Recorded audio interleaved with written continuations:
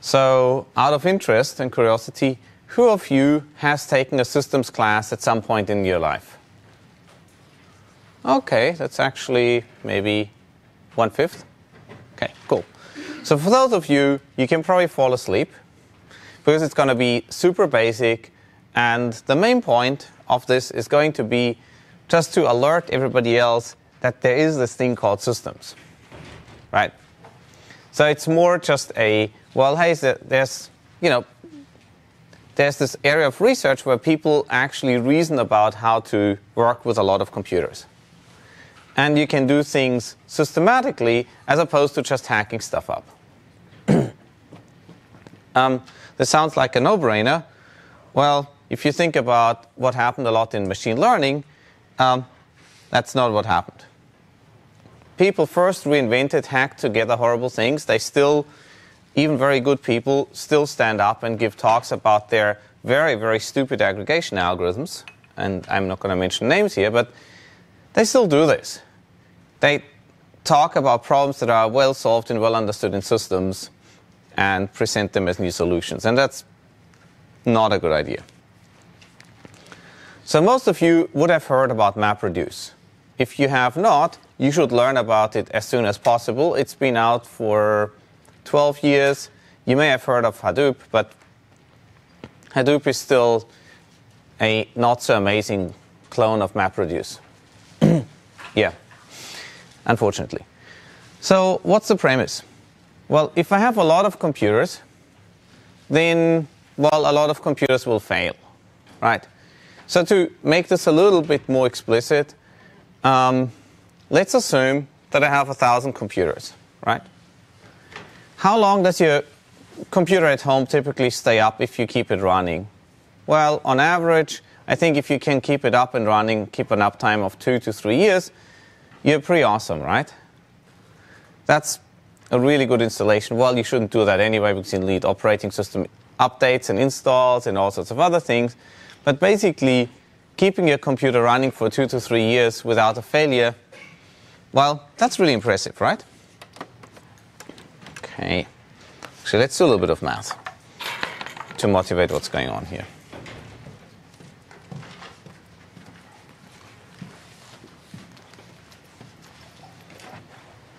Okay.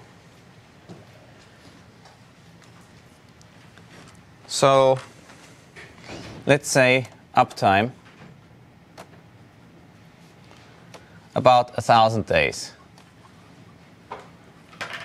And I'm going to make this really horrible assumption, it's horribly wrong, that the failure time, that the time when this machine fails is going to be uniform over those 1,000 days. That's almost certainly not true because quite likely if something's badly wrong, the machine will fail within the first or second day.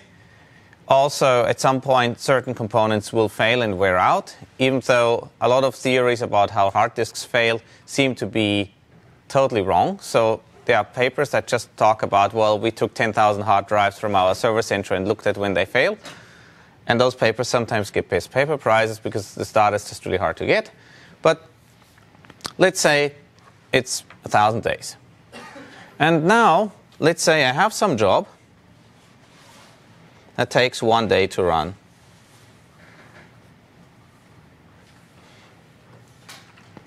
So the probability of failure within 1 day is approximately, 0.001 failure probability.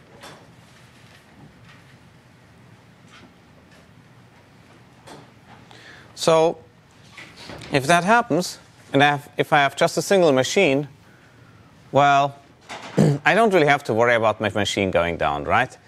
So you basically run your jobs in MATLAB on your laptop or your desktop, and you're probably not going to do a crazy amount of intermediate checkpointing if the job takes a day.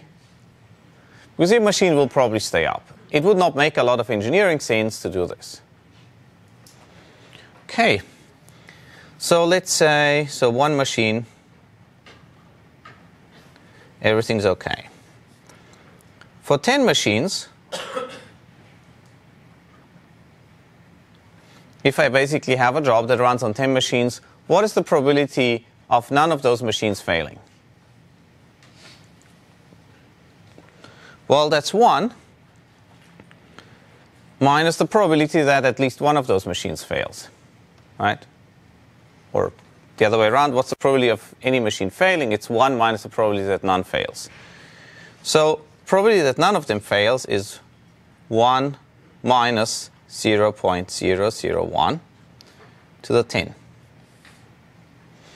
And if you squint hard, this is about 0.01.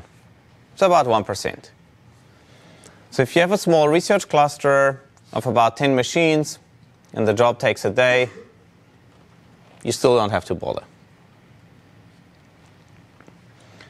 Okay. With 100 machines,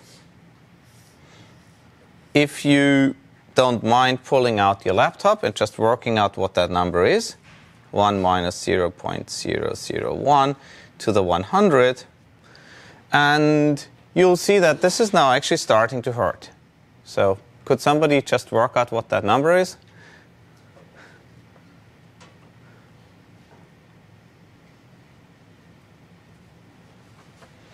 I'm going to work out what the number is for 1,000 machines. So for 1,000 machines, we have 1 minus 1 minus 1 over 1,000 to the 1,000. And I guess we all know what that is. That is approximately 1 minus 1 over e. Right? So, in other words, what happens is with 1,000 machines, failure is a very realistic option. And if you don't checkpoint, you will end up trying and failing many, many times. So don't do it. So who's worked out the number for 100? 10%. Pardon? Sorry, 5%? 10%? 10% approximately, yeah. Okay. Pardon? 9.5%. 0.095. Right?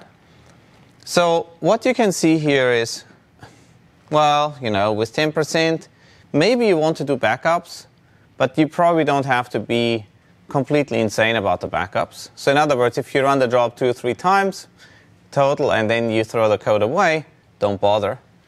Here, even if you run the code 2 or 3 times, you probably need backups, right? So, yes? Are you saying that the job will take 1 day to run on 1,000 machines? Yes. So that the last one is 1,000 times bigger? Yes, correct. So I'm basically, what I'm doing is I'm just scaling up jobs where I'm saying, well, I want to wait for a day, and as my job gets bigger, I'm just throwing more machines at it.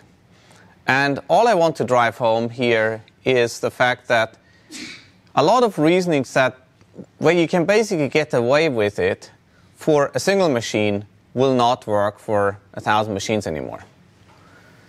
And if anybody wants to know specific numbers, do a Google search for numbers that every engineer should know. And so Jeff Dean has this wonderful slide about essentially that kind of stuff. And there's actually a website which keeps on updating those numbers relative to current day hardware. So it's a really useful thing when you start reasoning about how efficient your algorithm is. Okay, good. So with that out of the way, sorry, the microphone is also going out of the way.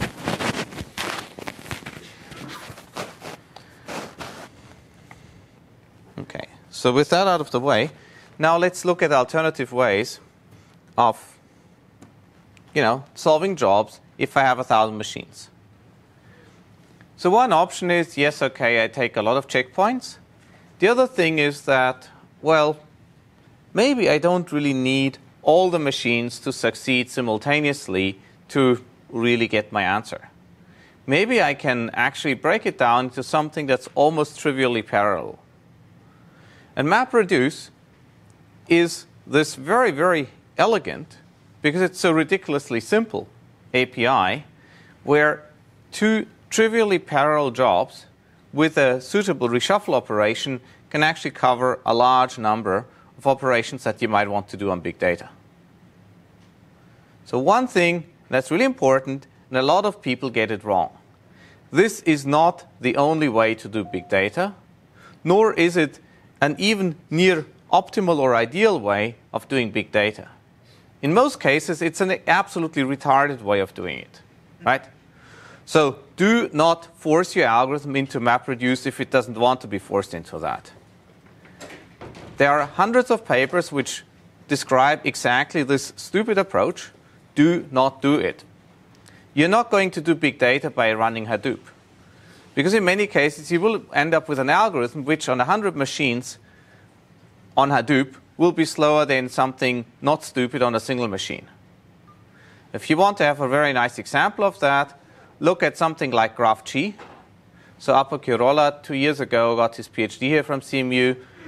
And he, for instance, has this wonderful system for processing things on a single PC, which puts hundreds of machines on Hadoop to shame. Why? Because simply Hadoop is the incredibly wrong paradigm to solving this problem. Right? It's like if you're trying to do brain surgery with a hammer, it's not going to work very well. And yeah, a hammer is a good tool, but it's not good for brain surgery. Okay. Fine. With all of that out of the way, and I just cannot stress enough, do not equate big data with Hadoop, and do not equate parallelizing and scaling up machine learning with Hadoop. Hadoop is great if you can make it work, but don't assume that this is the only answer, because there's just so much more. Okay. So what do we have? We have thousands of faulty machines. We have lots of jobs that are mostly embarrassingly parallel. And I'll show you some examples of that. And those of you who have done functional programming would probably recall map and reduce. Even those of you who have done Python, for instance, it has a map and a reduce function. And basically, map does the following thing. It takes key value pairs and outputs new key value pairs. Maybe more, maybe less, but so for instance, it may take document IDs and the documents, and it might emit key value pairs where now the new key is the word ID, and the value is the number of occurrences of it. Right? And then you have some reshuffle operation, which basically sends all the new key value pairs with the same key to the same machine. And then you have a reduce operation, which basically takes all the key value pairs with the same key and does something else interesting with it. Right? That is MapReduce. So basically, you have this set of inputs, key value pairs, they're just parallel processed, and you get some outputs. Then you reshuffle this, and then you basically create some new output value. Okay.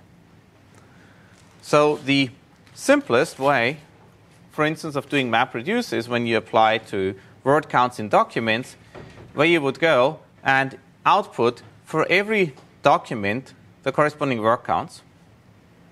And then you reshuffle, and then you aggregate again.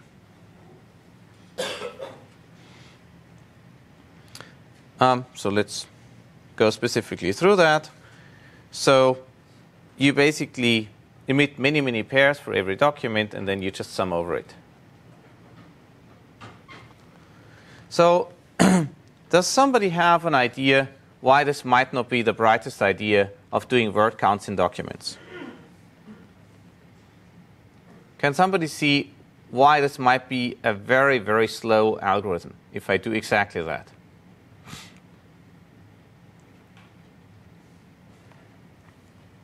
Yes? You could have so many documents that needing to keep around the word ID and count for each individual document could be incredibly expensive in some fashion, be it you are very much on the right track. So more specifically, what could happen is, or what will happen is, okay, so every typical document might have between 100 and 1,000 words, right? Okay, Twitter is a factor of 10 lower, but it's between 100 and 1,000. Okay. Now, if I have to store, and I'll have a lot of distinct words, so I might have maybe 100 unique words per document. So every single key value pair, which was a document before, gets transformed into 100 key value pairs. So if I have 1 billion documents, I'm going to have 100 billion key value pairs afterwards that I need to aggregate. And that's, of course, really horrible, right? So what's an easier way of fixing this? Well, one thing that I could, for instance, do is I could process several documents at a time. MapReduce, per se, doesn't let me do that, but I could, for instance, have, when I pre-process and generate the data, use a trick where I'm just going to throw maybe 1,000 documents into each bag. Now, if I have 1,000 documents in each bag, then, well, sure, I'm not going to end up with only 100 words. I might end up with maybe 10,000 words, right? But now you're only going up from 1,000 to 10,000, whereas before you were going up to, the asymmetry was much larger.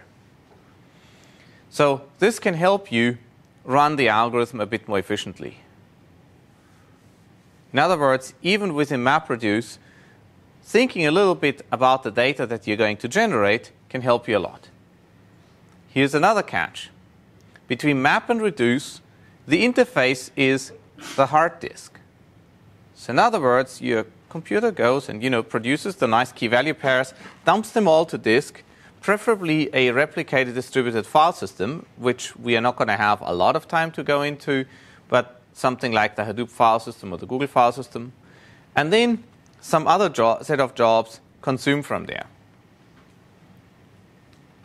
I mean, the obvious advantage of MapReduce is if one of those mappers fails, all the other ones don't really care. Likewise with the reducers, after the reshuffle, if any of those reducers fails, it's not a big problem because another machine can easily pick up and the rest of the work is not wasted. Okay. But it's very clear that even within this very simple paradigm, you can do astonishingly stupid things. And you can really kill performance. So here's just another picture of this. Basically, I have my data split up on many workers. They do something. There's, of course, a master, which is essentially the task controller, which takes care of making sure that if some machines die, other interesting things happen. So there are a lot of those schedulers. So for instance, Mesos has its own. Kubernetes is another one. The container manager from Amazon is yet another one. So there are basically a whole bunch of those task controllers and schedulers. And the user program is then executed through the master. And, interesting things happen. But as I already said, one of the horrible things is you always have to hit the hard disk. There was a project at Microsoft, which was actually a very nice project, and it died miserably because of a number of reasons, not the least due to the fact that you could only run it on .NET, which is Dryad. And this basically allowed for a much more flexible communications paradigm. So look up those papers if you want. They have very, very nice systems idea in it. That team at Microsoft is no longer there. They closed the lab. Yeah, they're now all at Google, I think. Yes. So it's a good fit for many algorithms. But here's one of the problems if I have, for instance, an iterative optimization algorithm. Each iteration is another map-reduce stage. So basically, I need to do the mapping first. I need to do the reducing then. And then afterwards, all those machines forgot whatever they did before. So the next time I go through the data, I'm starting from scratch again. This is actually quite horrible because, well, essentially, this means that the mappers lose all the context. If you build up any intermediate data structures, whatever, all of this is destroyed, and you just need to regenerate that from scratch. This is in Hadoop and has been there since the beginning. Hadoop essentially, yes? So any problem which is not a dynamic programming problem is basically not going to work well on MapReduce. Wait, any problem that is not a dynamic programming problem? I'm confused here because dynamic programming, to my understanding, does something very different where you iterate over certain processing stages. Yes, you can implement message passing in Hadoop, and that's horrific. People have done that. They've written papers about it, and it just does not work. And they claim it works, but it's horrible. But dynamic programming doesn't exactly fit in, at least my understanding of what I mean with dynamic programming. Maybe if you can elaborate on what you were thinking of, because I'm not sure I'm understanding the question. Dynamic programming, I'm thinking of getting to a solution iterative. Oh, iterative optimization. Yes. Okay. Okay, so thanks for the clarification. So dynamic programming in mathematical programming has a very specific meaning, right? This one isn't. So things like shortest path, for instance, are an example of a dynamic programming problem. Overall, iterative algorithms sometimes can fit sort of kind of into Hadoop, but again, you have the big issue that so MapReduce is good if you need to do exactly one MapReduce stage, or maybe you need to do 3 or 4 which have nothing to do with each other. It's an extremely bad idea if you have to do 10 iterations of the same thing over and over. Right. Okay. So people realize this, that basically every time you fire up your mapper, you lose all the state. And so they've come up with modifications like Hadoop. And it's kind of amusing because, okay, let me just summarize. Let me just put it this way. The people who invented MapReduce also read papers. And I think I can leave it at that. Basically, Hadoop is not what Google uses. Okay, and I think that's probably as much as I can say. For anything else, please do an internship at Google and you'll have a really good time. Okay, good. So let's look at an example of what you can do. Gradient descent. So gradient descent, so this is exactly why you should be attending the recitations, is this extremely simple algorithm where you have an objective, you compute a gradient, and you move one step down the hill, you compute a new gradient, and then you move another step, and you keep on doing this. It's a terrible algorithm if you apply it naively, but it's the conceptual basis for a lot of refinements. Any questions? Okay. So, for instance, things that you can do is you can exploit the curvature. You can exploit, if I moved in that direction before, then I should probably keep on moving in that direction the next time again. This is called momentum. There are things where you could say, well, look, I've solved it in that subspace. Now let me add one dimension to the subspace. These things are called Krylov space methods. So there are a lot of conceptual modifications relative to simple gradient descent. Okay. So there's, for instance, something called bundle methods, which work really, really well in that kind of problems like what you're seeing here. And you can Google search it, and you'll see some papers that we did like 10 years ago. But let's take the simple example of gradient descent.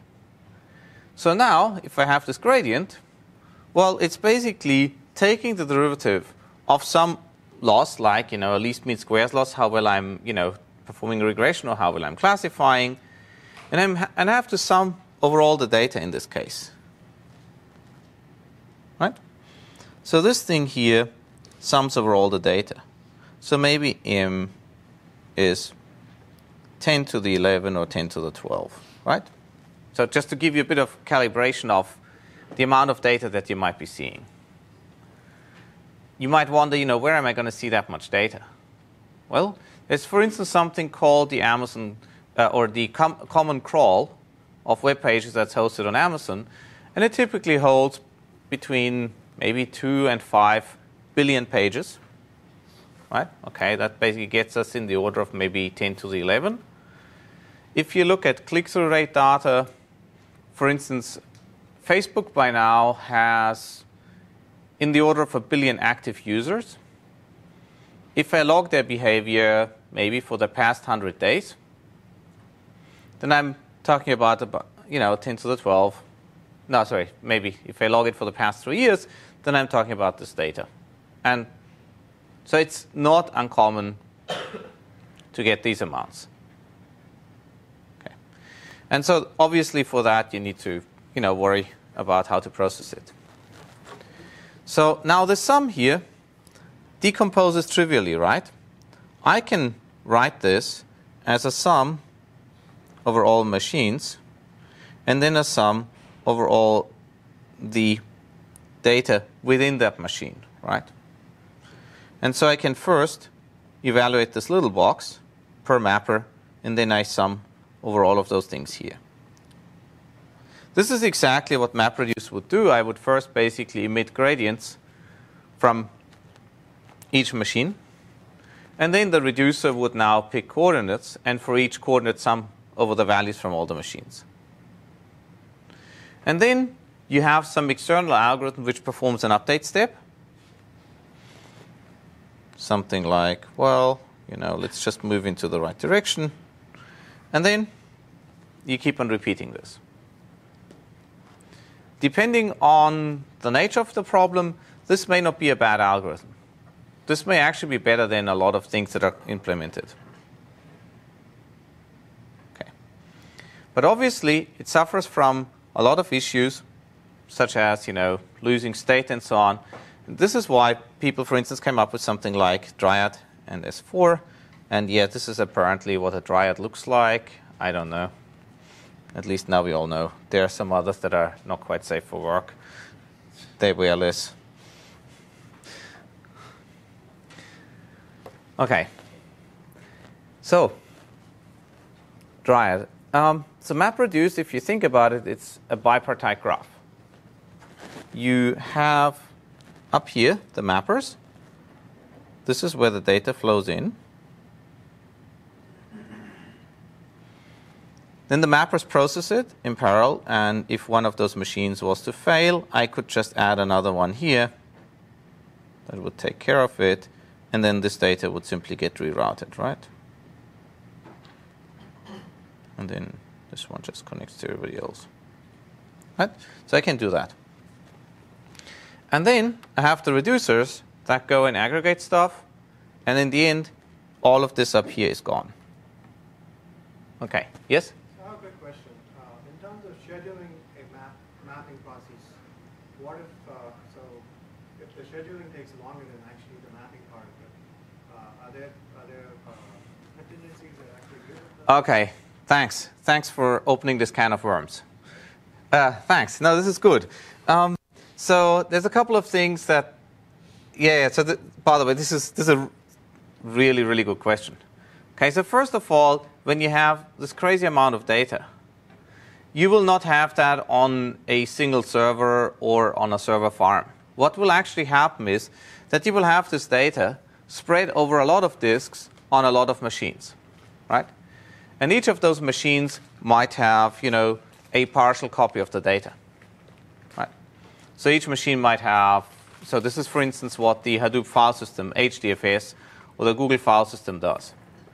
And the first thing the mapper has to do, or the scheduler has to do, is to figure out which machine should process which of those shards of data. So you basically take all of your data, and you break it up into nice little chunks. Each of those is going to be its own entity, which then is processed by a machine that just so happens to have it. And things are made a little bit easier by the fact that typically, okay, so the Hadoop file system replicates everything 3 times, which basically means if you want to have, a 30 terabyte Hadoop array, you need to buy 90 terabytes of disks. There are a lot less stupid ways of doing this,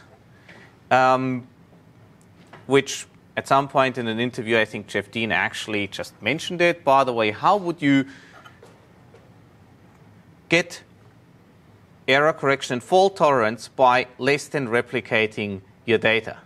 Does anybody know how to do this? I've pretty much told you the answer, right?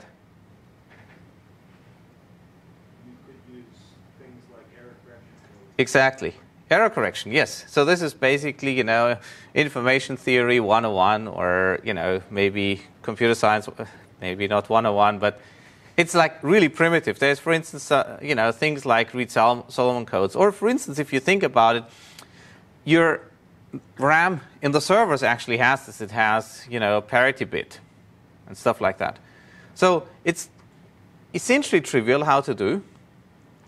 And this, of course, means that you can get the same degree of replication, the same degree of fault tolerance, without really making 3 dumb copies of the same thing. But Hadoop suffers a little bit from the disease of whatever was not written in the gospel of the MapReduce papers does not exist and therefore will not be implemented. And yeah, so you've probably figured out by now that I'm not a huge fan of Hadoop. Performance reasons? No, it's just stupid. So as a matter of fact, you really would like to have less than 3-fold replication because you always want to spend that much money on buying 3 times as many disks as you want. So for instance, I have a Hadoop cluster. Yeah, okay, sure. We need to compare against that.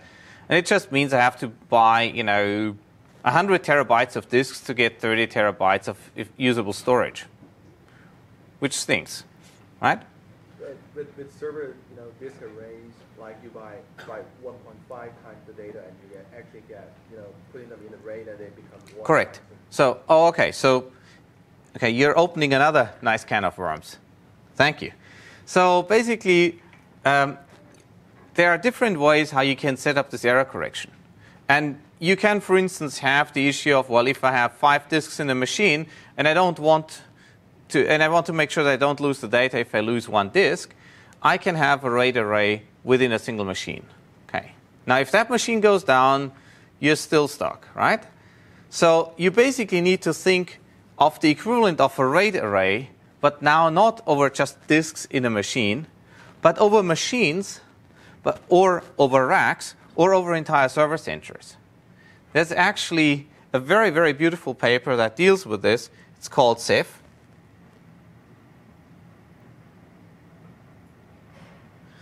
And if you read it, you'll enjoy a lot seeing exactly how that layout works.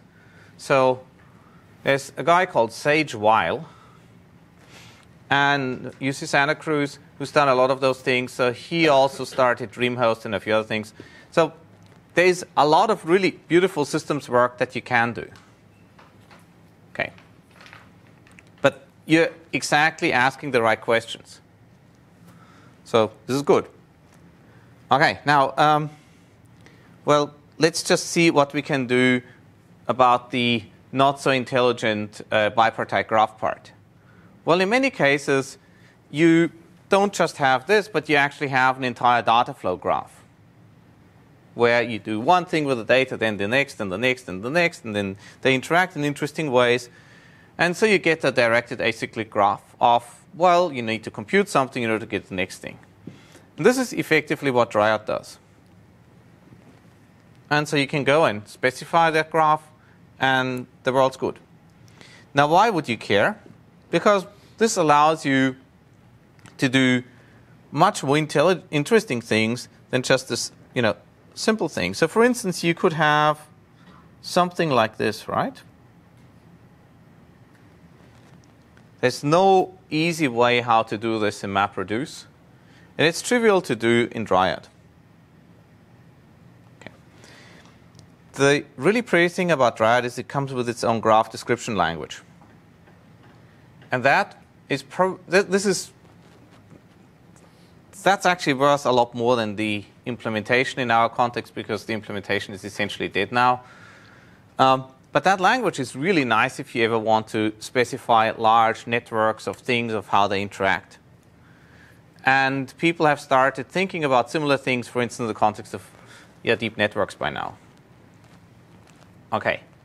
So let me walk you through the various bits and pieces, because they're really, really cool. So one thing that you can do, for instance, is and you can actually do that also for parallel programming if you think about it. Because, where it gets executed is kind of a secondary detail. This is how you specify data flow. So if something is trivially parallel, I can just do this, right? So I can just say, well, execute all of those things in parallel. They don't really depend on each other. And I just write it as a to the n.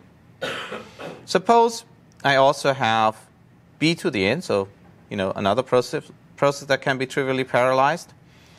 Now, if I want to feed the results of A into B, then all you have to do is just this. So greater or equal in their language means, well, just compose it. I mean, you don't need to remember the detail, but what I want to get across is the conceptual tricks that they use in specifying interesting graphs. Then they have an operator which basically just makes things bipartite. So here it's matched, here it's bipartite. Everybody goes to everybody. The other thing that you need to be able to do is essentially create a fork where you take a result and just make 2 copies, and it goes into 2 different things. And you get that by graph composition. By basically saying, well, take this graph where B goes into C. So that was this thing here. And take this graph where B goes into D and compose them.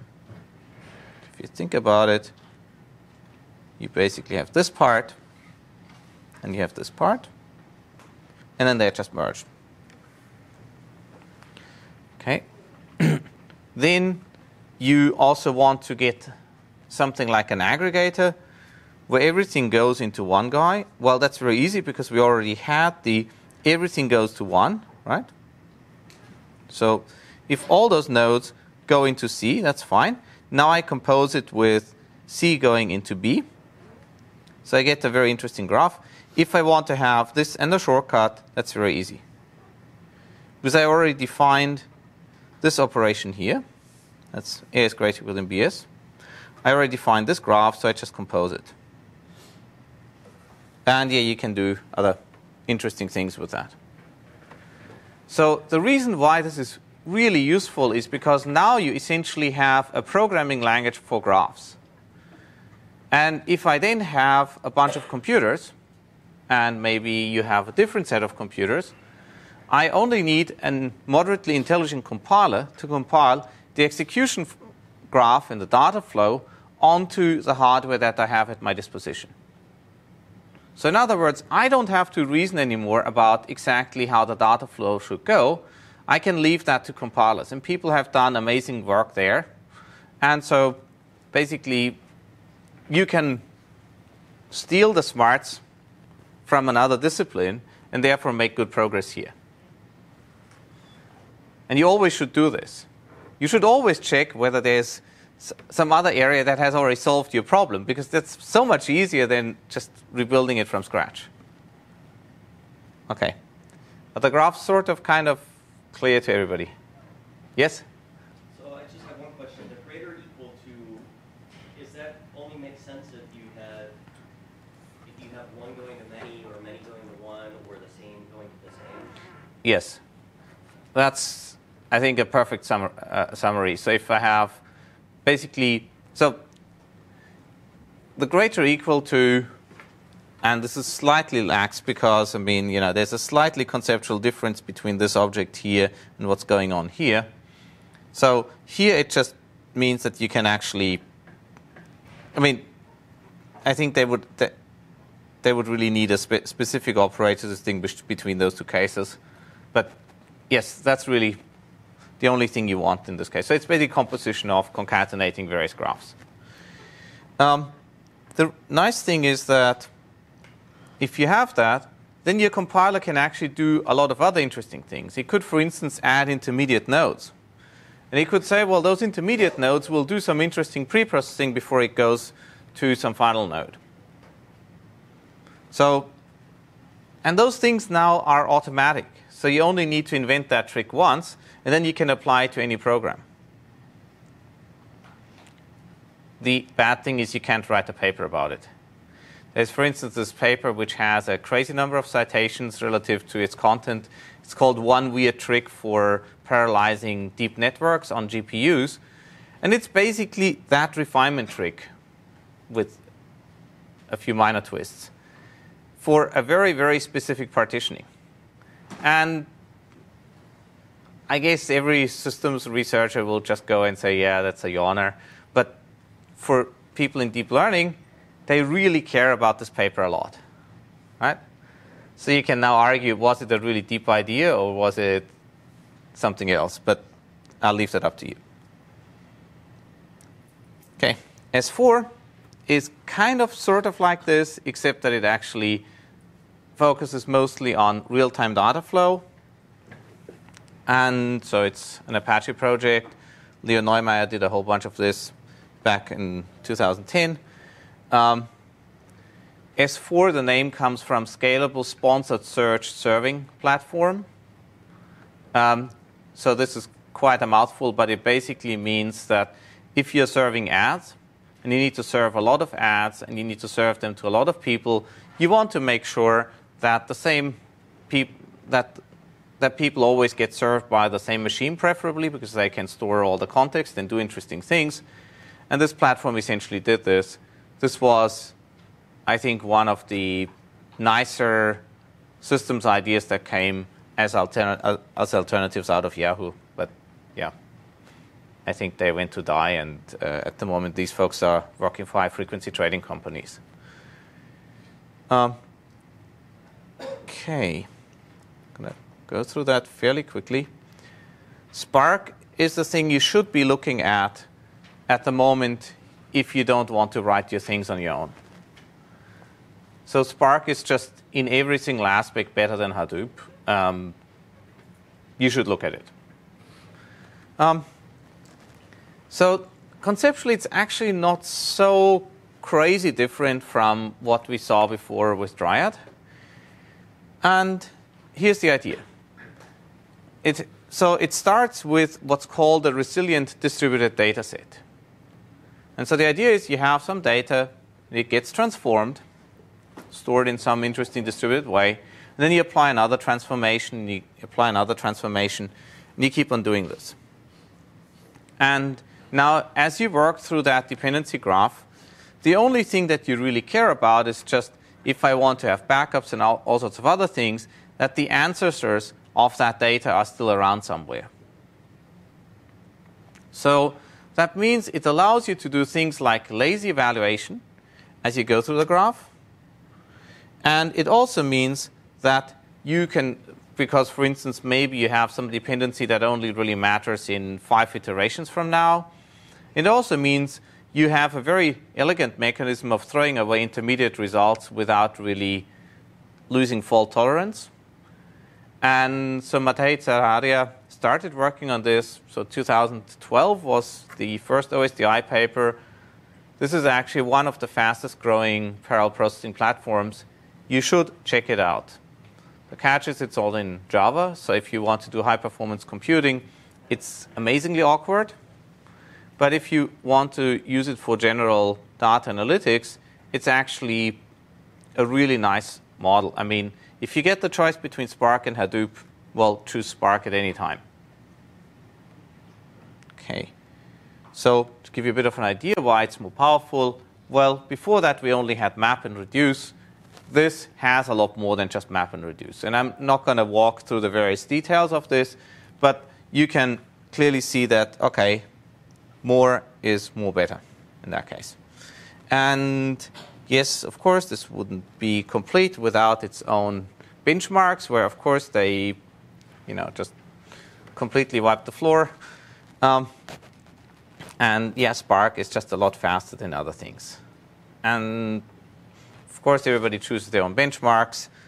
And yeah, they compare with algorithms that are not as strong as that, right? So that's what everybody does. Okay. So I hope that's given you a little bit of a high-level overview. There's a lot more detail, for instance, in the slide deck from the class that I taught in Berkeley, but this would be about 3 to 4 times as long. There are still plenty of pointers at the end of the slide deck, so don't worry. And I don't want this to turn into a full systems class. Okay. Let me talk about one thing that is reasonably dear to my heart. This is the parameter server. That's something that we built.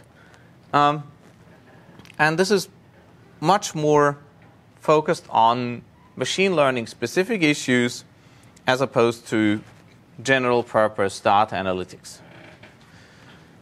And yeah, you can check this out. If you go to parameterserver.org, you find the code and everything. It's written in C++. So here's the key insight. So many models many data analysis models, have a smallish number of blocks of many terms. So what do I mean by that? I could, for instance, have a recommender system collaborative filtering where I have many movies and many users. But there's only users and movies. Okay, if I'm Amazon, maybe I have users, movies, and books. Okay, well, actually I have electronics and all sorts of other stuff too, but basically the point is you can have a reasonably smallish number of groups that you're comparing against each other. The reason why that's the case is because each of those groups usually requires engineering work. And in most companies, you have order 1 engineers as opposed to order n engineers, right? So because adding each of those blocks, like adding an advertising system to it or adding an app store to it or doing stuff like this, this is work. This requires, a lot of time from a lot of people, so you're not going to add too many of those things. So this is a common property of a lot of the data analysis problems that you actually would have in pretty much anywhere. I mean, you would have a similar thing in, astrophysics. You'd probably have, order 1 telescopes rather than order n, and stuff like that. So topic models, logistic regression, recommender systems. Okay, we'll get to all of those things as we go through the class. They fit into this quite well. One thing is also the case is that usually you have a lot more parameters than what fits into a single machine. So for instance, if I want to perform personalized spam filtering, where I have parameters for spam filtering for every one of you, then storing all of that in memory means that I'll probably need more memory than what a single machine can handle. However, a local model will typically fit into memory. And yeah, the data I need to, of course, shard it over many disks anyway. There's not much I can do. So this kind of sort of covers about 80% of machine learning problems. And so what we did is we built something that actually looks awfully similar to MapReduce, except with a couple of modifications. So the main modification is that the mappers and the reducers do not die. That's really the key difference. And they can talk bidirectionally to each other. So you still have effectively the same concept of 2 preferred groups of machines communicating with each other, except that they stay up and keep on talking to each other all the time, asynchronously. So let's take the simple case where I have just a single server and a lot of clients. And all the clients exchange their consensus parameters, for instance, for a linear classifier. It's actually not an uncommon setting with a server. Then what I need to worry about is things like, well, how do I actually reconcile the updates from different clients? So this is like, you have a TA, and there are like 100 students talking to the TA. Each of them talks to the TA, and the TA needs to come up with a consistent policy of how to handle all the homework, right? That would be an example of such a setup. You need to have load distribution, because if I have 5 TAs, I don't want one TA to have to do all the work, and the other 4 TAs just play maybe Angry Birds. And I need to have a synchronization schedule. This could be of the form, homework is due at 9 a.m. on Monday morning, or you just submit whatever you have whenever you have it. Okay, can somebody tell me something that's horribly wrong with this picture if I get a lot of clients? What could go wrong? Okay. If you've got one server, that's a giant Achilles heel. Exactly. It's an Achilles heel in the sense that if that server goes down, I'm dead. The other thing is that poor server will need an insanely good network card that will cost an insane amount of money, and even then, at some point, I'll run out of steam. So that's also bad. So basically, that single server is a really bad idea. And it turns out you can actually fix this quite nicely. You just take many servers. Each of those can now be actually quite wimpy. And they just have to handle only their part of the workload. So now the only thing I need to do is I need to have a mechanism of deciding which part of the messages get sent to which server, which can actually be done quite efficiently, and we might talk a little bit about that. And that's it. So now I need to talk. So here's actually a slightly more detailed version of the architecture. So you need, things like consistency. So something like Paxos, for instance, is a useful thing to have. But if you don't know what Paxos is, don't worry. It's just a really efficient way of storing stuff. So let me talk briefly about how to actually lay things out in such a way as to get approximately uniform load balancing. Okay, who knows what a hash function is?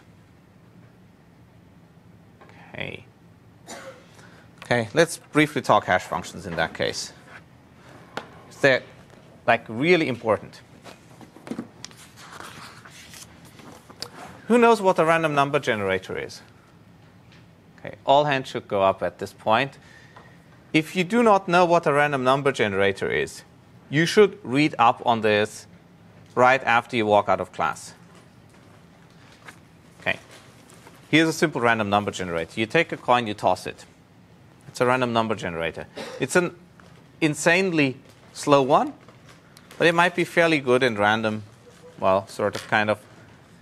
But that gets old very quickly if you have to produce a lot of bits, so this is why people use some very nice mathematical recurrences to do this. So rand or rand-in, for instance, will actually do that in MATLAB quite nicely for you. And you can, for instance, have rand of A and B, and this will generate an entire matrix of those entries. And those entries will typically be between 0 and 1 for a uniform random number. But OK. Now, what does hash do? Well, hash maps some space of keys, could be, for instance, text, to a set of integers, going from, let's say, 0 up to n-1. Right? And it does so in a way that, for all practical purposes, you can assume that the probability that hash of x equals I is 1 over n. And this is the probability over all the hash functions. Okay, so basically what I do is I pick a hash function at random, and then for this hash function that I've picked at random, I go and say, well, okay, now I'm going to compute the hash value. And so this is basically, I'm hiding all the randomness in the choice of the hash function, and then afterwards everything is deterministic. So, for instance, MD5 is a good hash function. It may be a little bit too expensive for what you want. Something like murmur hash is a better idea in that case. So let me just write it out.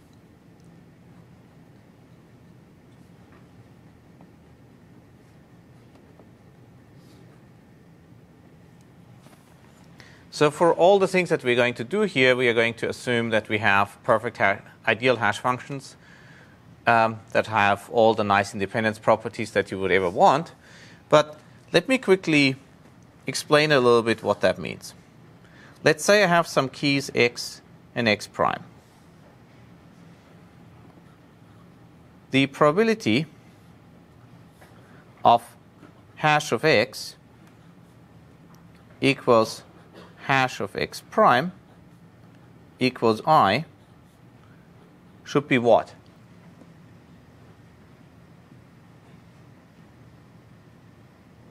As low as possible if x. So what's a small? How small can I make this?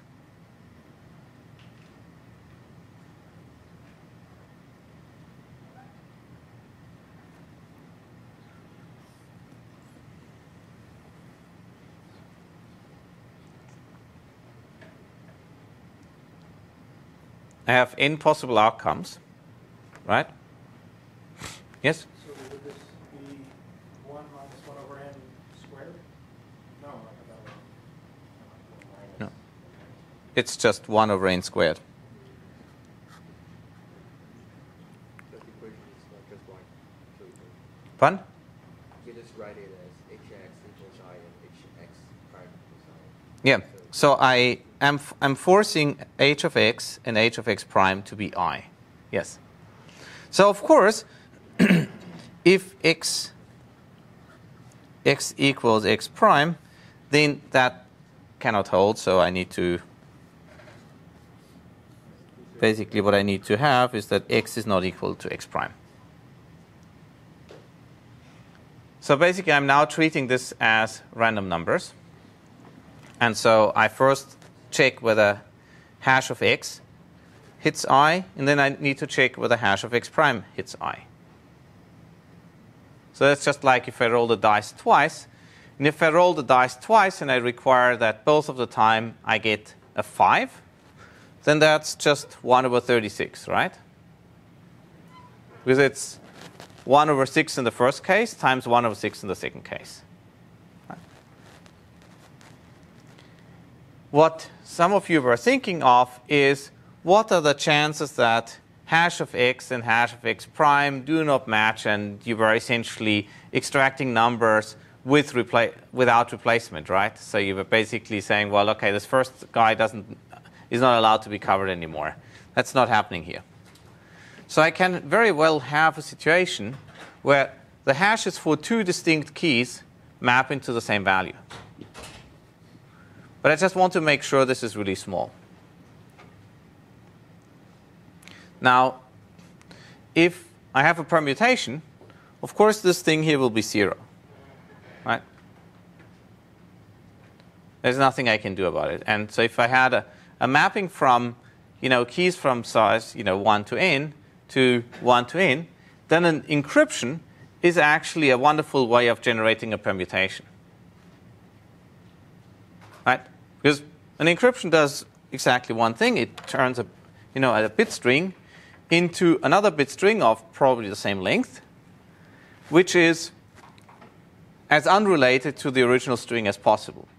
And since I'm able to encrypt any bit string and also decrypt it, there has to be a one-to-one mapping between original bit string and an encrypted bit string. And that's, of course, a permutation. Right? So if I have basically 10-bit going to another 10-bit, and here we have an encryption, then we need to have a decryption mechanism. And that means I have basically a permutation on 1024 numbers.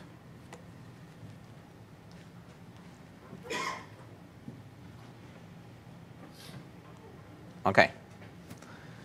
Now, if I have this property here, this hash function is called pairwise independent. If I had this for k terms, it would be k-wise independent, right? The analysis of many algorithms gets very easy if I can assume that they're independent regardless of that degree. And usually, if you want to show off that you're a really good theorist, you prove things for pairwise independence. And sometimes it gets really hard. So you may choose that it's not worth your time to actually prove it. Okay, good. So here's what I'm going to do if I want to store parameters in a distributed way. So after all, this is where we came from. So for each server, I'm going to put it into a ring. And this is, by the way, also how a lot of peer-to-peer networks and so on work, right? So this is, if you've ever used BitTorrent and other things, you've implicitly used stuff like this. Of course, you should only use it to download Ubuntu images, but that's a different story. Yeah. So basically each server, ignore the fact for the moment that each server sits in this ring more than once. What I could do, for instance, I could take its IP number, compute a hash, and put it somewhere into this ring. So for instance here. Right? And maybe server 2 sits there, and server 3 sits there. And then what I do is, for any particular key value pair that I want to maybe read or write, I also put it into the ring, and I do so by simply, computing the hash value of that key. And, I can have maybe, if one hash function takes IP numbers and the other one takes text, I can have two different hash functions that do that. It's not a problem, as long as they map into the same ring. Okay. So I get this. And then I'll just say, well, everything to the left, or to the right here, yes, of a particular machine, up to where the next server sits, this is all to be served by that particular server. Now, if you do that, you can immediately see that there will be some machines that will actually have a lot of work to do. And you can actually work out with a chain of bound that it's quite awkward, because there will always be machines that have log in more work to do than the others, than on average. So this is not good.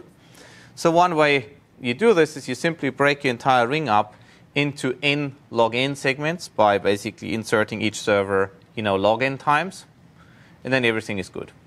So I'm not going to go into a lot of details there, but this is basically how you can arrange keys. And this way, a client will know exactly which server to ask. So it now just looks at its key range, and it says, well, for that range, this is who I need to talk to. And then you just have the next machines for replication. And I'm going to skip over the replication part here, because we don't really have a lot of time. You can go through this later.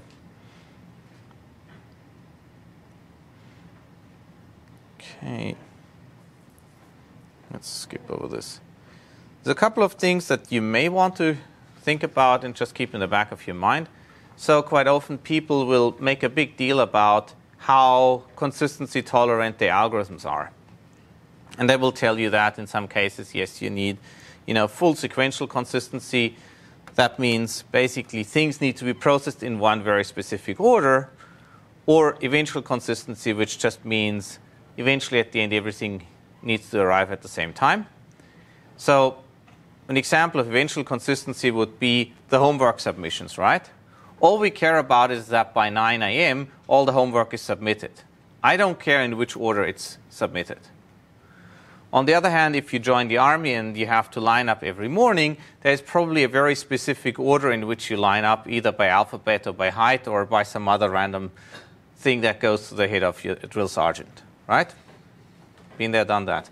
So that's sequential consistency, where you need a very specific order in which you actually have to arrive at a certain outcome. In some cases, it's okay if you have bounded delay.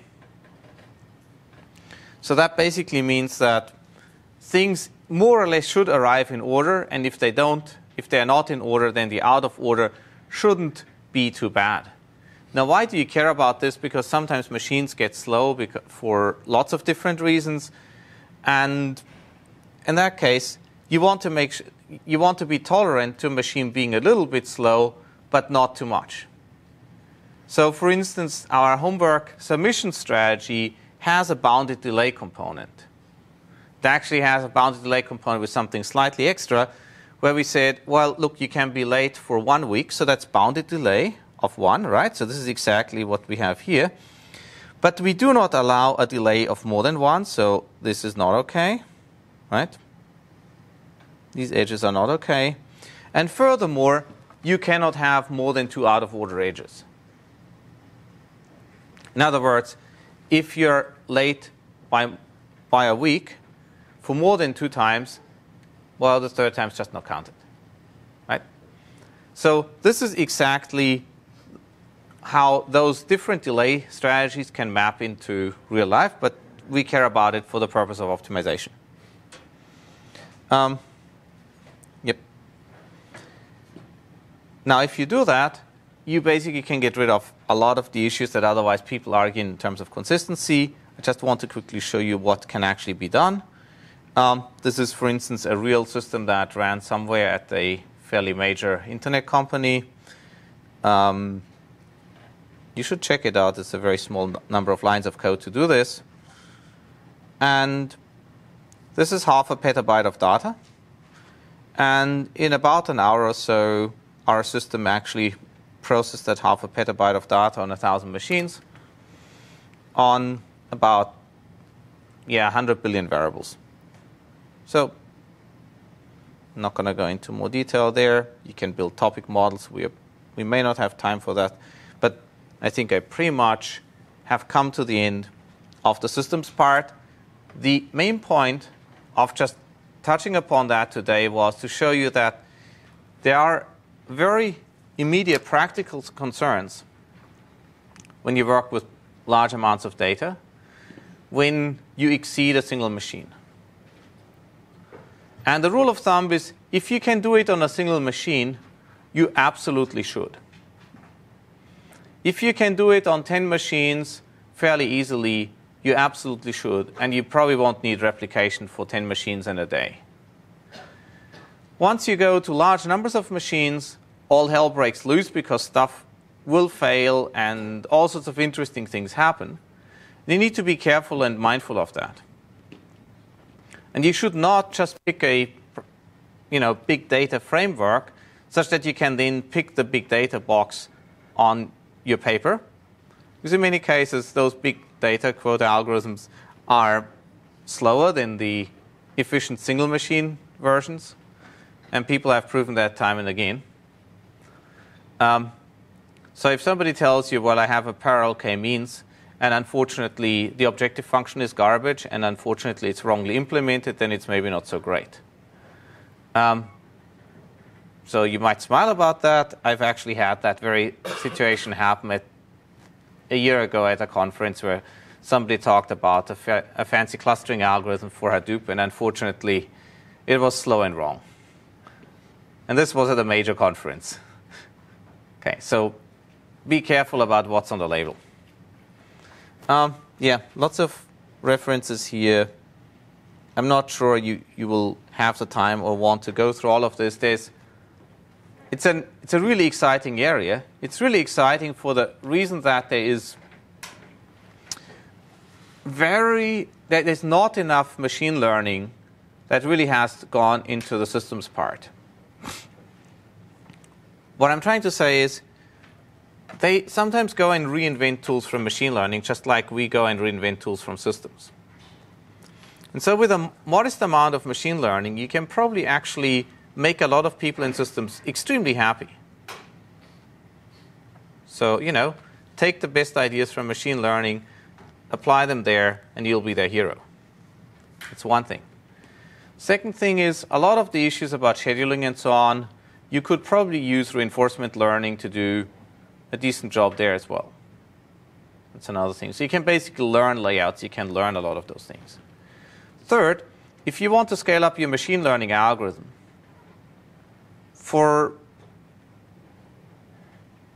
basically, please do look at what people in systems have done before you just go and invent something.